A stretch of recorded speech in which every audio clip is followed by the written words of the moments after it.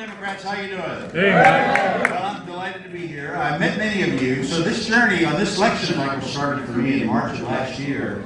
The chairman and host called me. He said, "Mike, do you want to run again?" I do. Well, will you run against St. Patrick? I will. Will you quit your job and go out on the road with me and go see rural Texas? Let's go. And we started back in March, and I saw many of you. We went all around the state. And he convinced me, and I'm convinced from my travels, Democrats do very, very well in the big cities, right? The fight is in the mid-sized cities in rural Texas. That's where the fight is. Do you agree with me? Yeah. Right. And there's plenty of Democrats there. We just got to give them a reason to go to the polls. Do you agree with me with that? Yeah. Good. And we got a lot of great down-ballot candidates. Bill is running the best she can get. And we got a lot of great candidates that are running, which is putting energy into the Democratic Party in a way that when I thought coming into 18, we'd have a hard time doing that. How do you talk folks like Bill into running? Donald Trump solved that problem for us. Good, people are running. Now there's a lot that we can do. And the other thing I really like about this election cycle in 2018 is Democrats are running on what will Democrats do for you? What difference will we make in your lives? And a lot of it is economic, particularly outside of the big cities in rural Texas. And I'm going to list the things that we can do. Steve, my friend Steve, was just talking about internet. High-speed internet is a no-brainer. Let's get it out there. 5G is coming. It's all wireless. It won't be that difficult. Let's get it out there and get going. That'll be huge. Second, public education.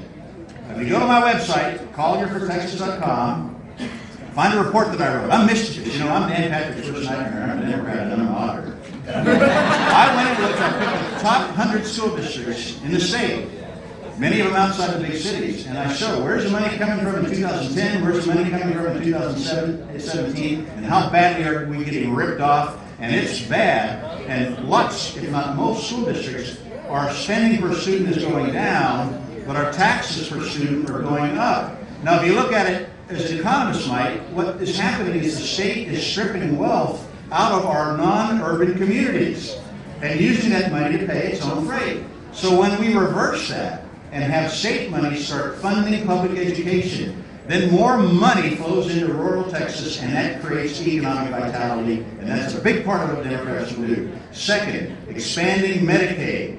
One of the biggest concerns in rural Texas are hospitals closing, right? Aren't you worried about that? Particularly, I think, in East Texas, 14 hospitals are closed. Anybody here from Lamesa? Lamesa, between Midland and Lubbock? I read the other day that if you're a woman and you get pregnant in Lamesa, there's nobody that will deliver your baby. You've got to drive to Lubbock or you've got to drive to Midland. If people aren't concerned about this, they should be concerned about this. But when we expand Medicaid, which we will do, now all of a sudden, wealth is flowing back into rural Texas.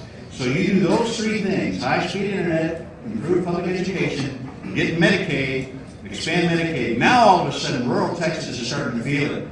And the last thing I'd like to say is that rural Texas is our treasure.